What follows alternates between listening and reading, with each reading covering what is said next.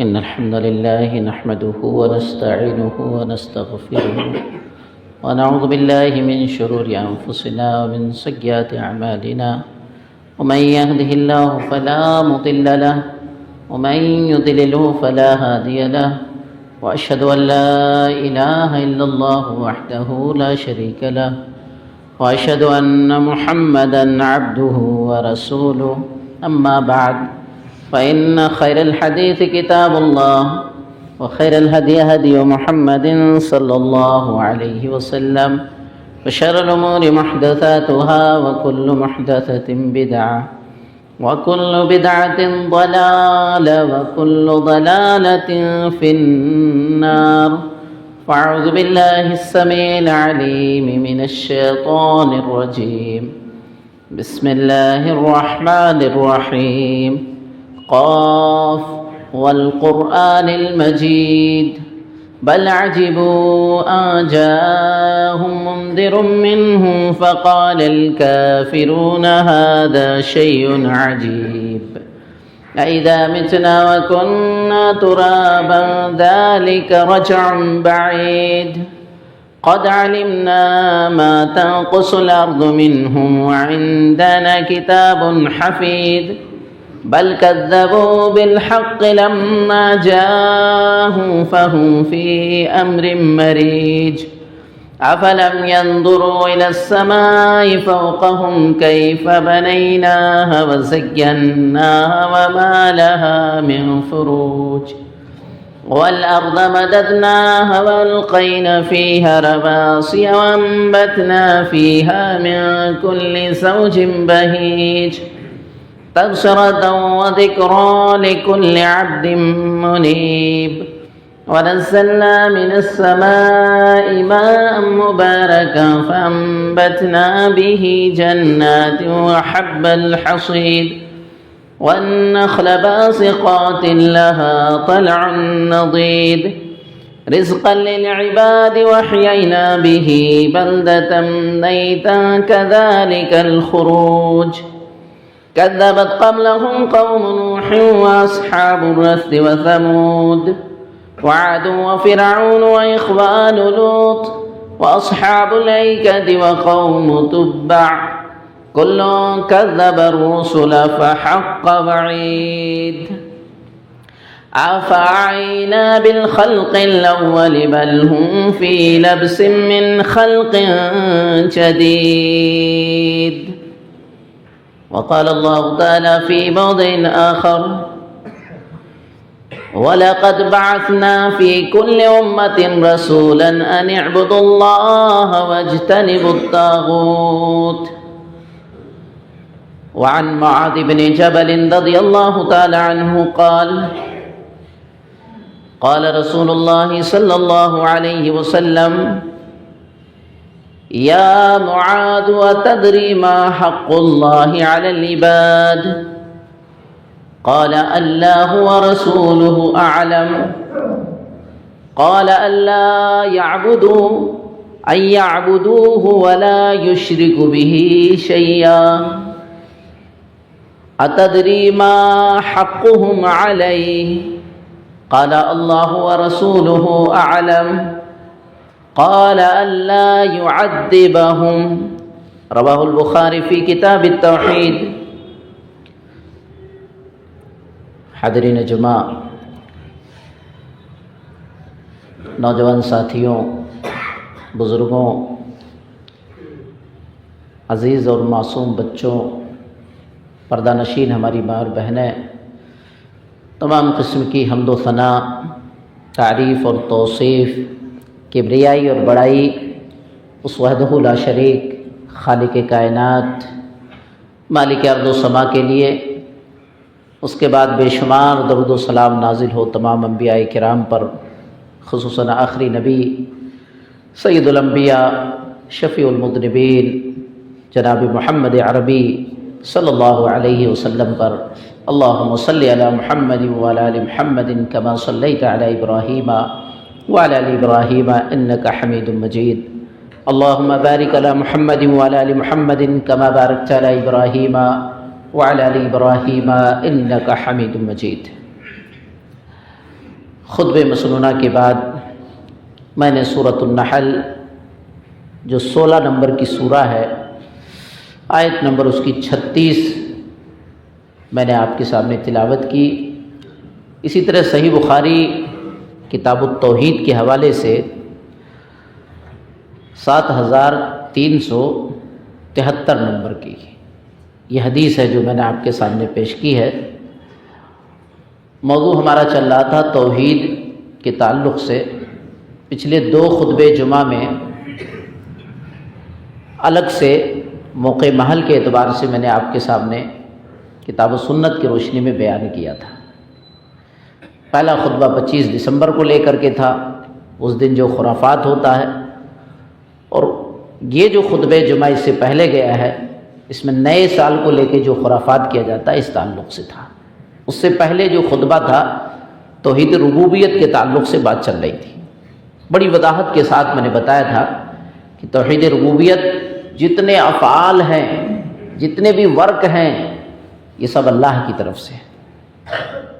خالق، مالک، رازق، مارنے والا، جلانے والا، بارش برسانے والا، جتنے بھی ورک ہو رہے ہیں کائنات میں، سورج کا نکلنا، چاند کا نکلنا، دن کا آنا، رات کا جانا، یہ سارا سسٹم کہاں سے ہے؟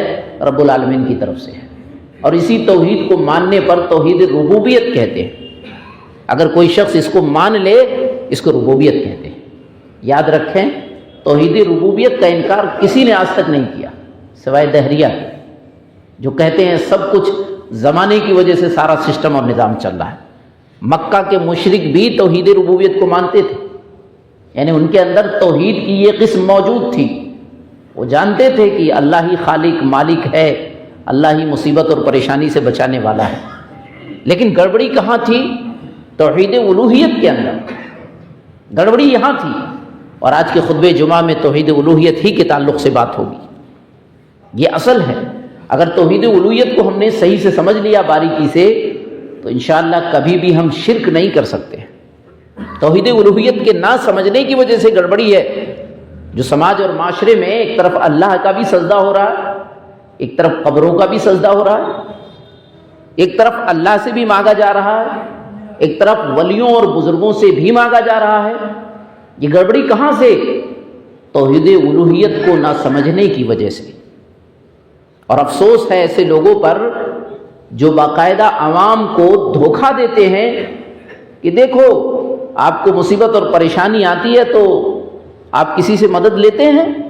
قرآن میں ہے عیسیٰ علیہ السلام نے اپنے حواریوں سے مدد مانگا۔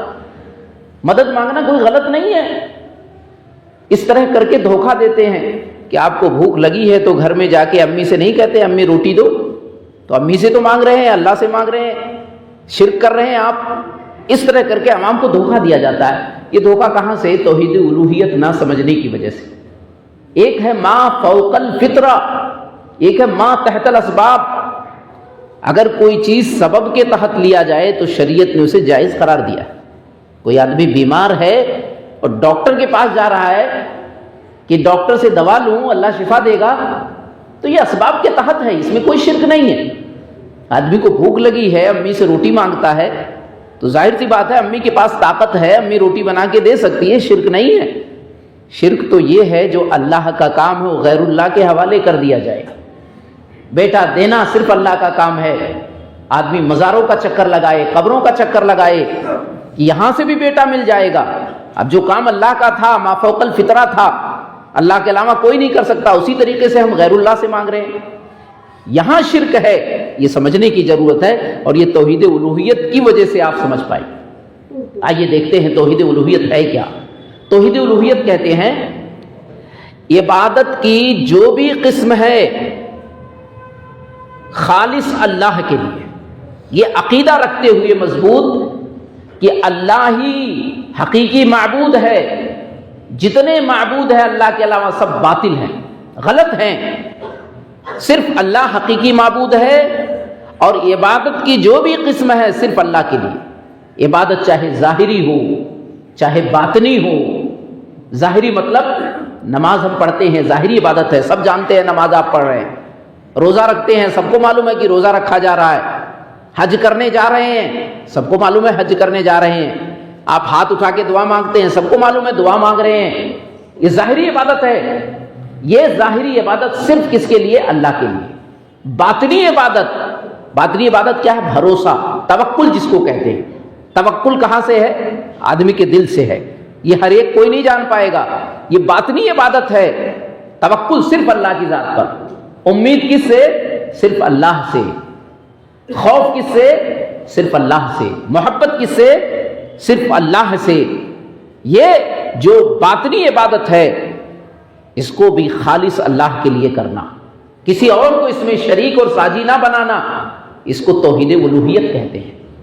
یاد رکھیں، توحید الوہیت ہی اصل توحید ہے.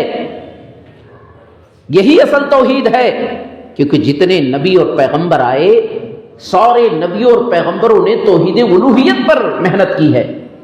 سب کا مشن یہی رہا ہے. قرآن کریم آپ اٹھا کر کے دیکھیں، قرآن کریم سورہ انبیاء 21 نمبر کی سورہ ہے، آیت نمبر 25 میں اللہ نے کہا وَمَا أَرْسَلْنَا مِن قَبْلِكَ مِن رَّسُولٍ إِلَّا نُوحِي إِلَيْهِ أَنَّهُ لَا إِلَٰهَ إِلَّا أَنَا فَاعْبُدُونِ. اللہ کے نبی صلی اللہ علیہ وسلم کو خطاب کر کے کہا جا رہا ہے وَمَا أَرْسَلْنَا مِن قَبْلِكَ مِن رَّسُولٍ. اے اللہ کے نبی صلی اللہ علیہ وسلم، ہم نے آپ سے پہلے جتنے بھی رسول بھیجے إِلَّا نُوحِي إِلَيْهِ، مگر یہ کہ ہم نے وحی کیا سب کی طرف، انہ لا الہ الا انا فاعبدون، کہ اکیلا اللہ کے علاوہ کوئی حقیقی معبود نہیں، فاعبدون، میری ہی عبادت کرو. عبادت توحید الوہیت میں عبادت ہے اصل. سارے نبیوں اور پیغمبروں نے آ کر کے اسی بات پر زور دیا کہ خبردار اللہ کے علاوہ کوئی حقیقی معبود نہیں ہے. اس لیے عبادت کس کی ہونی چاہیے؟ اللہ کی ہونی چاہیے. سورہ نحل جو 16 نمبر کی سورہ ہے، آیت نمبر 36 ہے، اللہ نے اس میں بہت کلیئر انداز سے کہا وَلَقَدْ بَعَثْنَا فِي كُلِّ أُمَّةٍ رَسُولًا أَنِ اعْبُدُوا اللَّهَ وَاجْتَنِبُوا الطَّاغُوتَ. ہم نے ہر امت کے اندر ایک رسول بھیجا، اور رسولوں نے کیا کہا کہ أَنِ اعْبُدُوا اللَّهَ. دیکھیے سارے پیغمبروں نے آ کے کیا کہا؟ اللہ کی عبادت کرو. وَاجْتَنِبُوا الطَّاغُوتَ، اللہ کے علاوہ جس کی بھی عبادت ہوتی ہے اس سے بچو. طاغوت کہتے ہیں ما عبد من دون اللہ، اللہ کے علاوہ کسی کی عبادت ہو، اللہ کو چھوڑ کر کسی نبی کی ہو، کسی ولی کی ہو، کسی بزرگ کی ہو، کسی شجر کی ہو، کسی حجر کی ہو، درخت کی ہو، پتھر کی ہو، کسی کی عبادت ہو، اس کو طاغوت کہا جاتا ہے عربی میں. تو سارے نبیوں نے آ کے مشن چلایا کہ توحید الوہیت بنیاد ہے، توحید الوہیت ہی کی بنیاد پر نجات ملے گی. سب نے یہی بات کہی. اندازہ لگائیے قرآن کریم کی آیت کتنی اہم ہے. توحید الوہیت میں دو بنیادی چیز ہے، اس کو سمجھنے کی ضرورت ہے. آپ کیسے اپنے آپ کو چیک کریں گے کہ توحید الوہیت میری صحیح ہے؟ میں توحید الوہیت کو مانتا ہوں، دعویٰ تو سارے کر لیں گے کہ بھائی عبادت صرف اللہ کی ہونی چاہیے، لیکن اس دعوے کو تولنے کے لیے دو ترازو ہے آپ کے پاس، دو چیز ہے آپ کے پاس، اس سے آپ اپنے آپ کو تول سکتے ہو. نمبر ایک، کیا آپ خالص اللہ کی عبادت کر رہے ہیں؟ پہلی بنیادی چیز ہے توحید الوہیت میں. اپنے آپ کو تولنے کے لیے، دیکھنے کے لیے کہ میں توحید الوہیت مانتا ہوں کہ نہیں مانتا ہوں. ہر آدمی چیک کرے کیا میں خالص اللہ ہی کی عبادت کرتا ہوں، اللہ کو چھوڑ کر کسی اور کے لیے سجدہ تو نہیں ہو رہا، اللہ کو چھوڑ کر کسی اور کے لیے نظر و نیاز تو نہیں ہو رہا، اللہ کو چھوڑ کر کسی اور کے لیے طواف تو نہیں ہو رہا، اللہ کے گھر کو چھوڑ کے کسی اور کے لیے طواف کر رہے ہو، جانور ذبح کر رہے ہیں، اللہ کو چھوڑ کر کسی میرانجی، کسی شیطان، کسی ولی اور پیر فقیر اور داتا کے نام سے کوئی جانور تو نہیں ہو رہا. خالص اللہ کے لیے عبادت کی ساری قسمیں. قرآن کریم نے اس چیز کو بیان کیا، الا للہ الدین الخالص. سورہ زمر جو 39 نمبر کی سورہ ہے، آیت نمبر 3 میں اللہ نے اس کو بیان کیا ہے، الا للہ الدین الخالص. خبردار، جو عبادت ہے وہ خالص کس کے لیے؟ اللہ کے لیے. قرآن نے یہ بیان کر دیا کہ توحید الوہیت میں پہلی چیز تمام عبادتیں اللہ کے لیے، اور دوسری شرط کیا ہے کہ وہ عبادت اللہ اور اس کے رسول کے طریقے پہ ہو. یہ توحید الوہیت کی شرطوں میں سے ہے کہ وہ عبادت اللہ اور اس کے رسول کے طریقے پر ہو. ہم جب کلمہ پڑھتے ہیں لا الہ الا اللہ تو اس کا مطلب کیا ہوا؟ اللہ ہی کی عبادت ہونی چاہیے، اور پھر ہم نے محمد الرسول اللہ لگا کے یہ اقرار کر لیا کہ طریقہ کون سا ہو؟ جناب محمد عربی صلی اللہ علیہ وسلم کا ہو۔ اس لیے میرے نبی صلی اللہ علیہ وسلم نے ارشاد فرمایا، صحیح مسلم کتاب الاغذیہ کی 1718 نمبر کی یہ روایت ہے، اما عائشہ رضی اللہ تعالیٰ عنہ سے حدیث مروی ہے۔ اما عائشہ کہتی ہیں من احدث فی امرنا وفی لفظ من عمل عملا لیس علیہ امرنا فہو رد۔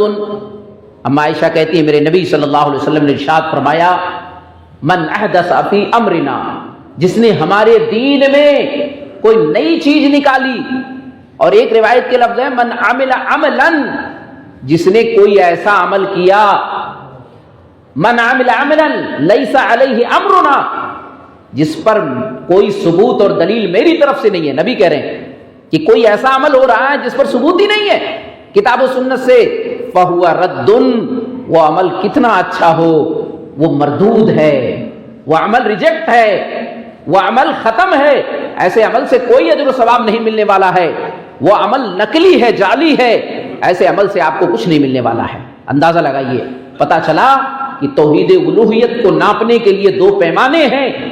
اگر یہ دونوں چیزیں ہیں تو الحمدللہ توحید الوہیت کو ہم مانتے ہیں، اور اگر یہ دونوں پیمانے نہیں ہیں تو توحید الوہیت کو آپ نہیں مانتے ہیں، لاکھ دعویٰ کریں، لاکھ دعویٰ کریں ہم توحید والے ہیں، آپ کے پاس توحید ہے ہی نہیں۔ اس لیے بنیاد بنائیں۔ اب آئیے کتاب و سنت سے میں دلیل دیتے چلوں کہ توحید الوہیت کی دلیلیں قرآن میں کتنی موجود ہے۔ بہت ساری دلیلیں ہیں توحید الوہیت کی، بلکہ قرآن کریم آپ کھولیں اور ہر پیج پہ آپ دیکھیں کہیں نہ کہیں اللہ کا ذکر آپ کو ملے گا۔ آپ قرآن کریم کی سورہ فاتحہ سے سورہ ناس تک پڑھتے جائیں، 114 سورتیں آپ پڑھتے جائیں گے، ہر صفحے پہ توحید الوہیت کی دلیل ہے۔ اتنی دلیلیں اللہ نے توحید الوہیت کے تعلق سے نازل کی ہے۔ آئیے کچھ دلیلوں کو ہم لیتے ہیں۔ سورۃ الفاتحہ بڑی مشہور سورہ ہے، اس کی آیت نمبر 5 پڑھیں، ایاک نعبد و ایاک نستعین۔ اللہ نے بہت مضبوط طریقے سے اس میں توحید الوہیت کو بیان کیا ہے۔ ایاک نعبد و ایاک نستعین، ہم تیری ہی عبادت کرتے ہیں اور تجھ سے ہی مدد طلب کرتے ہیں۔ اندازہ لگائیے کتنے مضبوط طریقے سے تیری ہی عبادت کرتے ہیں۔ یہاں عربی گرامر کے اعتبار سے آپ دیکھیں گے تو عربی گرامر کی جو خوبصورتی ہے ظاہر ہوگی۔ اللہ نے یہاں پر سبجیکٹ نہیں آبجیکٹ کو پہلے بیان کیا ہے، حالانکہ گرامر کا اصول ہے پہلے ورب لایا جاتا ہے، پھر سبجیکٹ لایا جاتا ہے، پھر آبجیکٹ لایا جاتا ہے۔ فعل، فاعل اور مفعول اس کو کہتے ہیں، یہ عربی گرامر کا قاعدہ ہے۔ لیکن یہاں اللہ نے الٹا کر دیا، پہلے آبجیکٹ نعیا، یہ آبجیکٹ ہے، مفعول ہے، پھر نعبدو کے اندر فعل فاعل دونوں موجود ہے۔ ہم تیری ہی عبادت کرتے ہیں۔ ایسا کیوں؟ یہ خاص کرنے کے لیے کہ عبادت کے لیے کوئی اور گنجائش نہیں ہے۔ جہاں آبجیکٹ کو گرامر میں پہلے لایا جاتا ہے یہ بتانے کے لیے کہ اب کسی اور کے لیے راستہ نہیں ہے کہ کوئی اور ہو اس کے لیے عبادت ہو، یہاں اللہ نے اسی انداز سے بیان کیا، ایاک نعبد، ہم تیری ہی عبادت کرتے ہیں۔ اندازہ لگائیے ہی اور بھی کے اندر اللہ نے یہاں فرق بھی بتا دیا۔ ایک انسان کہے میں آپ سے بھی محبت کرتا ہوں، اور ایک انسان کہے میں آپ سے ہی محبت کرتا ہوں، کتنا بڑا فرق ہو گیا۔ اللہ نے یہاں بھی نہیں کہا۔ جو لوگ شرک کرتے ہیں وہ کیا کہتے ہیں؟ اللہ ہم تیری بھی عبادت کرتے ہیں، اور جو توحید والے ہیں وہ اللہ ہم تیری ہی عبادت کرتے ہیں، مطلب اور گنجائش نہیں ہے۔ یہاں اللہ نے ہی کے ذریعے سے توحید کو، توحید الوہیت کو سمجھایا ہے، تیری ہی عبادت کرتے ہیں اور تجھ سے ہی مدد طلب کرتے ہیں۔ پتہ چلا عبادت میں کسی اور کے لیے، مدد میں کسی اور کے لیے راستہ نہیں ہے، یہ اللہ نے بالکل کلیئر کر دیا ہے۔ سورہ بقرہ آپ پڑھیں، سورہ بقرہ دوسرے نمبر کی سورہ ہے، بہت ساری دلیلیں اس میں موجود ہے۔ آیت نمبر 21 دیکھیں اللہ نے کیسے پوری انسانیت کو دعوت دی ہے توحید الوہیت کی۔ آیت نمبر 21 اس کی سورہ بقرہ کی، یا ایھا الناس اعبدوا ربکم الذی خلقکم والذین من قبلکم لعلکم تتقون، ہے تمام کے تمام انسانوں۔ یہاں اللہ نے مومنوں کو خاص نہیں کیا، حالانکہ قرآن آپ پڑھیں گے تو قرآن کا طریقہ دیکھیں گے، اللہ نے کہا یا ایھا الذین آمنوا، ایمان والو، یا اہل الکتاب، یہود و نصارہ، یا ایھا الکافرون، اے وہ لوگ جو ایمان نہیں لائے ہو، یہ انداز اللہ نے اپنایا ہے۔ لیکن یہاں اللہ نے کیا کہا؟ یا ایھا الناس، اے تمام کے انسانوں، یعنی سب کو، پوری دنیا کو اللہ نے اس میں شامل کر لیا. کہا اعبدو، تم عبادت کرو کس کی؟ الذی خلقکم، اعبدوا ربکم الذی خلقکم، اپنے اس رب کی جس رب نے تمہیں پیدا کیا. والذین من قبلکم، اور تم سے پہلے جتنے لوگ کائنات میں آئے دنیا میں، سب کو کس نے پیدا کیا؟ اسی نے پیدا کیا. لعلکم تتقون، تاکہ تم اللہ والے بن جاؤ، تاکہ تم متقی بن جاؤ، تاکہ تم ڈرنے والے بن جاؤ، تاکہ تمہارے اندر پرہیزگاری اور تقوی پیدا ہو جائے، تاکہ تم بچنے والے جہنم سے بچ جاؤ. یہ سارے ترجمے اور تفسیر بیان کی گئی ہے. اندازہ لگائیے، غور کیجئے، اللہ نے توحید الوہیت کو کس طرح یہاں پوری انسانیت کو دعوت دی ہے کہ تمام کے تمام انسانوں پہچانو تو صحیح، کس نے تمہیں پیدا کیا؟ تمہارے باپ دادا جو گزر چکے ہیں ان کو کس نے پیدا کیا؟ ہر آدمی یہی کہے گا اللہ نے. تو اللہ کہہ رہا ہے جب پیدا اللہ نے کیا تو عبادت بھی اسی کی کرو، اسی کے سامنے سر جھکاؤ. کتنی واضح طریقے سے اللہ نے یہ بات کہہ دی. سورہ نساء جو سورہ نمبر 4 ہے، آیت نمبر 36 میں اللہ نے کہا وَاعْبُدُوا اللَّهَ وَلَا تُشْرِكُوا بِهِ شَيْئًا، لوگو عبادت صرف اللہ کی کرو. وَلَا تُشْرِكُوا بِهِ شَيْئًا، اللہ کے ساتھ کسی کو شریک نہ کرو. اندازہ لگائیے کتنی واضح طریقے سے قرآن میں اللہ کتنے انداز سے کہ عبادت صرف کس کی؟ اللہ کی، اور اللہ کے ساتھ کسی کو شریک نہ کرو. پتہ تھا توحید کو اپنانا ہے، شرک کو ہمیں چھوڑنا ہے. اگر ہم توحید کو نہیں اپنائیں گے اور شرک کو نہیں چھوڑیں گے، ہماری ساری کی ساری عبادتیں بیکار چلی جائیں گی. اس لیے سارے لوگوں کو اللہ نے خطاب کر کے بتایا، اور یہاں پر اللہ نے کہا اللہ کی عبادت کرو، کسی اور کی عبادت نہ کرو، اور شرک نہیں ہونا چاہیے. سورۃ الاسراء جو 17 نمبر کی سورہ ہے، آیت نمبر 23 میں اللہ نے پھر اسی توحید الوہیت کا ذکر کیا. وَقَضَىٰ رَبُّكَ أَلَّا تَعْبُدُوا إِلَّا إِيَّاهُ، اللہ کا فیصلہ ہے، یہ اللہ کا آرڈر ہے، حکم ہے، فیصلہ ہے کہ اللہ کے علاوہ کسی کی عبادت نہیں ہونی چاہیے. اندازہ لگائیے کیسے اللہ کس انداز سے اللہ اپنے بندوں کو سمجھا رہا ہے کہ توحید الوہیت کو بندے سمجھ جائیں، توحید الوہیت کو لوگ مان جائیں، توحید الوہیت کا اقرار کر لیں. اللہ نے واضح طریقے سے، اللہ کا فیصلہ ہے، کسی انسان کا نہیں ہے، کسی مولوی کا فتویٰ نہیں ہے، کسی عالم کا یہ فیصلہ نہیں ہے، کسی دیش وشیش منتری کا فیصلہ نہیں ہے. کس کا ہے؟ حاکم الحاکمین کا فیصلہ ہے. اور جو اللہ کا فیصلہ نہ مانے وہ مومن ہو ہی نہیں سکتا ہے، وہ مسلمان ہو ہی نہیں سکتا ہے.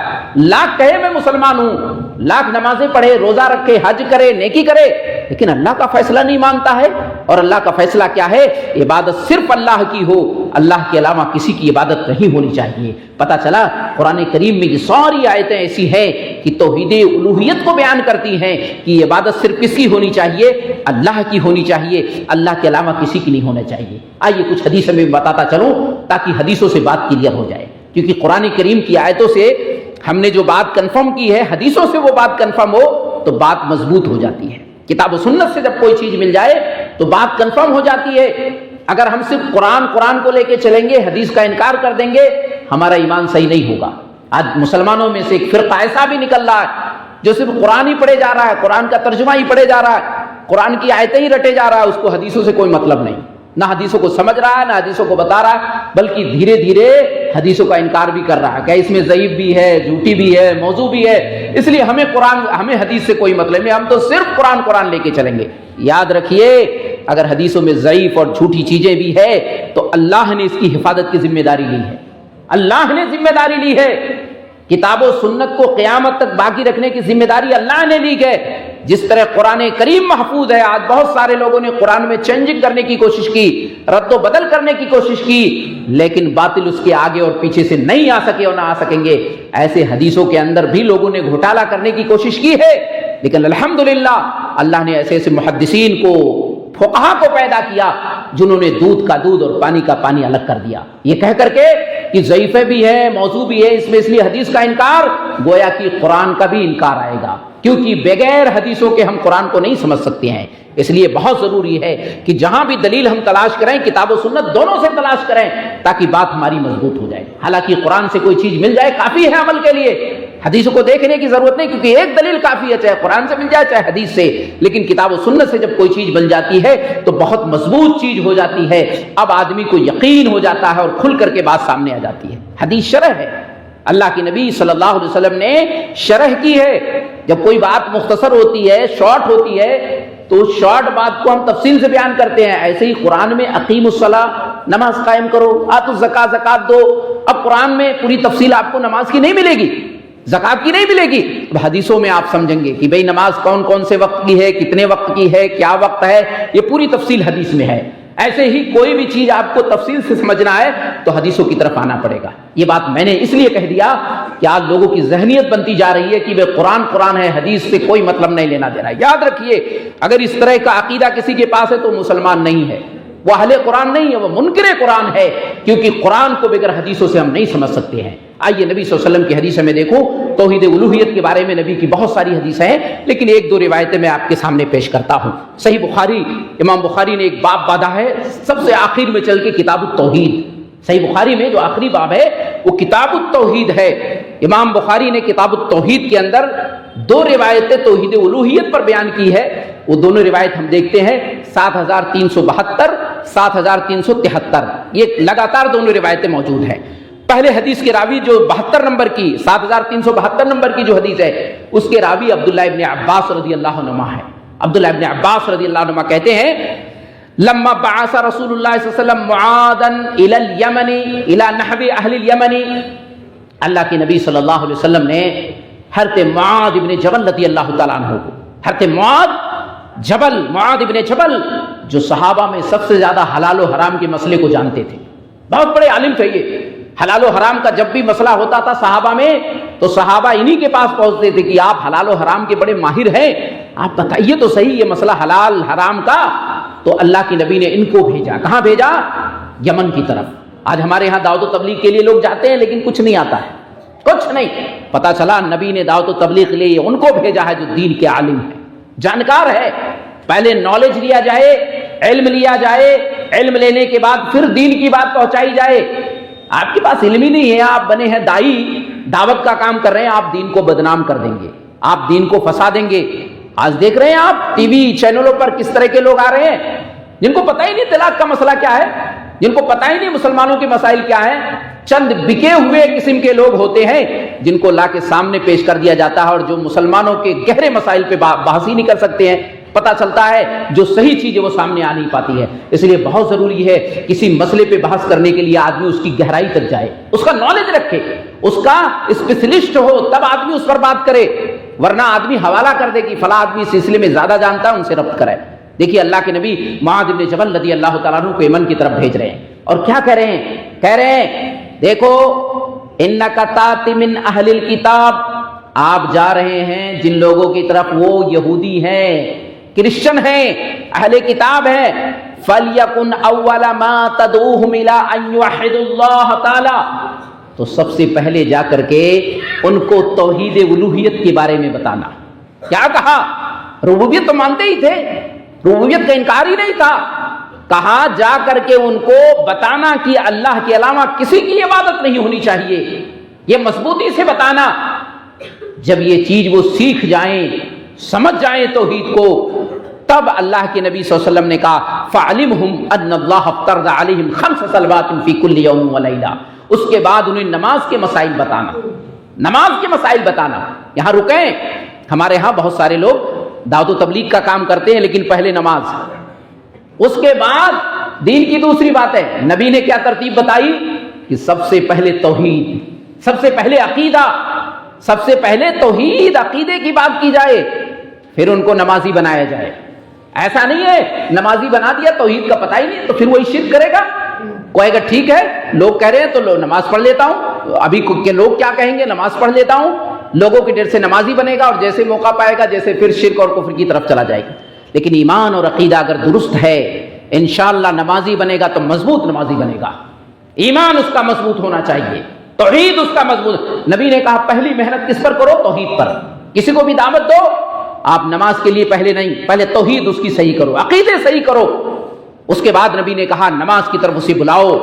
اس کے بعد جب نماز سیکھ جائے تو ان کو زکوٰۃ کے بارے میں بتاؤ. فَعَلِمْهُمْ أَنَّ اللَّهَ افْتَرَضَ عَلَيْهِمْ صَدَقَةً. پھر ان کو زکوٰۃ کا مسئلہ بتاؤ، اور زکوٰۃ کے بارے میں کیا کہا؟ تُؤْخَذُ مِنْ أَغْنِيَائِهِمْ وَتُرَدُّ عَلَىٰ فُقَرَائِهِمْ. اور زکوٰۃ کے بارے میں یہ رول یاد رکھو، جہاں سے زکوٰۃ نکالا جا رہا ہے وہاں کے مالدار نکالیں گے اور وہیں کے فقیروں پر، ضرورت مندوں پر خرچ کر دیں گے، یہ اصول قائم رکھو۔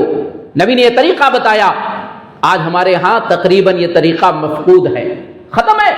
بغل میں ہمارے پڑوسی ہے، پریشان ہے کئی سالوں سے، روز پریشان رہتا ہے، سال میں زکوٰۃ ہم نکالتے ہیں، پڑوسی کو کبھی نہیں پوچھتے ہیں، پتہ نہیں کہاں کہاں ہم زکوٰۃ دیتے چلے جا رہے ہیں۔ نبی نے اصول بتایا، رول بتایا کہ آپ جہاں رہتے ہیں اسی محلے میں، اسی آس پاس میں، انہی ملنے جلنے والوں میں تلاش کرو اور انہی لوگوں تک پہنچانے کی کوشش کرو۔ یہ آپ کی اور ہماری ذمہ داری ہے، یہ پہلی ذمہ داری ہے۔ اگر وہاں نہیں ملتا ہے تو آگے ریفر کرو، پھر آگے پہنچاؤ۔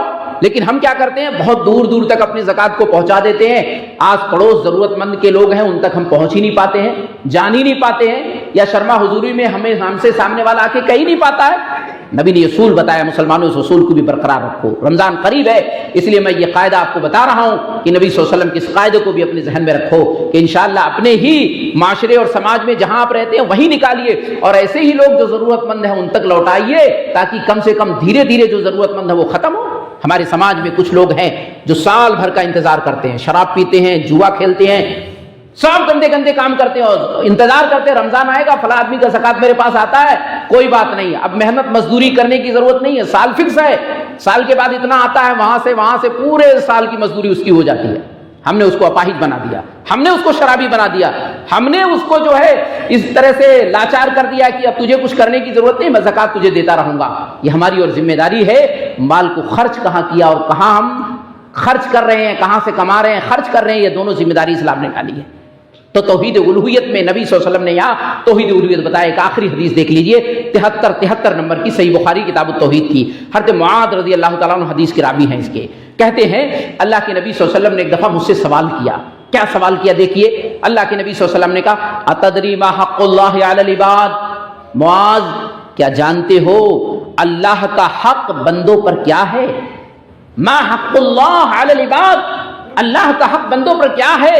حضرت معاذ بہت بڑے عالم تھے، بہت بڑے جانکار تھے، لیکن کیا کہتے ہیں، اللہ ورسولہ اعلم، اللہ اس کے رسول زیادہ بہتر جانتے ہیں۔ ہمارے یہاں کیا ہوتا ہے معلوم ہے، اگر مولانا صاحب سے، مفتی صاحب سے، عالم دین سے کوئی مسئلہ پوچھا جائے، دو چار بغل میں ہوں گے وہ پہلے بول پڑتے ہیں، وہ پہلے بول دیں گے، عالم صاحب خاموش ہے، چپ ہے کہ بھئی اس کی ساری بات سنوں، گہرائی کے ساتھ اس کو جواب دوں، وہ بول ہی نہیں پاتے، اس سے پہلے 4-5 لوگ بول دیتے ہیں۔ یہ طریقہ غلط ہے۔ دیکھیے حضرت معاذ کتنے بڑے عالم دین ہیں، لیکن کیا کریں، اللہ و رسولہ اعلم، اللہ اور اس کے رسول بہتر جان، جواب دے سکتے، بتا سکتے تھے وہ، لیکن صحابہ یہ ایک تو ادب و احترام اس میں ہے کہ ایک بڑا ہمارے پاس موجود ہے، دین کا نالج والا موجود ہے، میں اس کے سامنے کیوں بولوں، خاموش رہوں، ایک ادب و احترام ہے، اور ایک یہ ہے کہ ہو سکتا ہو کوئی نئی بات بھی مجھے معلوم ہو جائے، مجھے معلوم ہے لیکن ہو سکتا ہو یہ دین کے جانکار ہیں، ان کو کوئی نئی چیز مجھے بتا دیں، کوئی نئی چیز آ جائے، ہم ہی بول دیں گے تو بات ہی ختم ہو گئی، ادب و احترام بھی چلا گیا، کوئی نئی چیز آنے والی تھی وہ بھی ختم ہو گئی۔ اس لیے صحابہ اللہ و رسول عالم کہتے تھے۔ یہ طریقہ ہمیں اور آپ کو بھی سیکھنا چاہیے کہ جب ہمارے درمیان کوئی بڑا موجود ہو تو چھوٹے کو خاموش رہنے کی کوشش کرنی چاہیے، جب کوئی بات ہو جائے تب آپ کہہ سکتے ہیں میرے پاس بھی ایک جواب ہے، اگر اجازت ہے تو میں بھی بولوں، میں بھی کہوں، اس ادب و احترام کے ساتھ اپنی بات بھی رکھ سکتے ہیں۔ کہا اللہ اس کے رسول زیادہ بہتر جانتے ہیں۔ اب اللہ کے نبی نے کیا کہا، ان یعبدوا اللہ وحدہ ولا یشرکوا بہ شیئا، کہا اللہ کا حق بندوں پر یہ ہے کہ عبادت اللہ کی جائے، اللہ کے ساتھ کسی کو شریک نہ کیا جائے۔ کہا یہ حق ہے، یہ اللہ کا حق ہے کہ عبادت اللہ کی جائے۔ دیکھیے توحید الوہیت کو آپ نے زور دیا، بتایا کہ یہ حق ہے، ہمارا حق ہے اللہ پر بہت بڑا کہ عبادت صرف اللہ کے لیے اور اللہ کے ساتھ کسی کو شریک نہ کریں۔ پھر کہا اتدری ما حقہم علیہ، اے معاذ ایک دوسرا سوال بتاؤ، کیا بندوں کا حق کیا ہوگا اللہ پر، بندوں کا حق کیا ہوگا اللہ پر؟ وہی اللہ و رسول عالم، نہیں اللہ اور رسول زیادہ بہتر جانتے ہیں۔ آپ نے کہا اللہ یعذبہم، جب بندے اللہ کا حق ادا کریں گے، یعنی عبادت صرف اللہ کی کریں گے، شرک نہیں کریں گے، تو اللہ کا حق یہ بنتا ہے کہ اللہ بندوں کو عذاب نہ دے، اللہ بندوں کو عذاب نہیں دے گا، ان کو جنت ملے گی، دنیا میں بھی سکون ملے گا اور مرنے کے بعد بھی انشاءاللہ ان کے لیے جنت ہے۔ اندازہ لگائیے کتنی بہترین بات ہے کہ توحید الوہیت کو اپنا لیجئے، سکون ہی سکون ہے، دنیا میں بھی سکون ملے گا، عبادت میں بھی آپ کو مزہ آئے گا، اللہ کی حقیقی معرفت آپ کو مل جائے گی، اور وہاں جانے کے بعد بھی انشاءاللہ توحید الوہیت کی بنیاد پر آپ کو جنت مل جائے گی۔ خلاصہ یہ نکلا کہ توحید الوہیت بہت اہم ہے۔ مسلمانوں، توحید الوہیت کو پہچانا جائے، جانا جائے، سمجھا جائے۔ آج ہم توحید الوہیت یعنی عبادت کے اندر گڑبڑیاں کر رہے ہیں۔ عبادت کی بہت ساری قسمیں ہیں، انشاءاللہ آئندہ خطبہ جمعہ میں وہ ساری قسمیں میں آپ کو بتاؤں گا اور یہ بیان کروں گا کہ عبادت کی کن کی قسموں میں مسلمان گڑبڑیاں کر رہا ہے اور کیسے گڑبڑیاں کر رہا ہے، تاکہ ساری چیز کھل کر کے آپ کے سامنے آ جائے۔ اللہ سے ہم دعا کریں گے جو بھی باتیں کتاب و سنت کی روشنی میں کہی گئی، اللہ کہنے سننے سے زیادہ ہمیں سمجھنے، اپنی زندگی میں اسے نافذ کرنے کی توفیق عطا فرمائے۔ اللہ زندگی کے ہر موڑ پہ ہمیں کتاب و سنت کے مطابق چلنے کی توفیق عطا فرمائے۔ اللہ ہم میں سے بہت سارے لوگ بیمار ہیں، اللہ انہیں شفائے کامل اور عاجل عطا فرما۔ رب العالمین ہم میں سے بہت سارے لوگ قرض دار ہیں، اللہ ان کے قرض کی ادائیگی کے لیے سبیل و راستے پیدا فرما۔ اللہ جب ہمارا آخری وقت ہمارے زبان سے کلمہ لا الہ الا اللہ جاری اور ساری ہو، اللہ قبر کی منزل بہت کٹھن، بہت مشکل ہے، اللہ قبر کے عذاب سے ہماری حفاظت فرما۔ رب العالمین نبی صلی اللہ علیہ وسلم کے ہاتھوں سے ہمیں حوض کوثر کا پانی عطا فرما۔ اللہ قیامت کے دن ہمارا رزلٹ ہمیں سیدھے ہاتھ میں تھما۔ اللہ ہم تمام مسلمانوں کو جنت الفردوس میں جگہ دے، اللہ ہمیں جہنم کے عذاب سے بچا، آمین۔ وآخر دعوانا الحمدللہ رب العالمین۔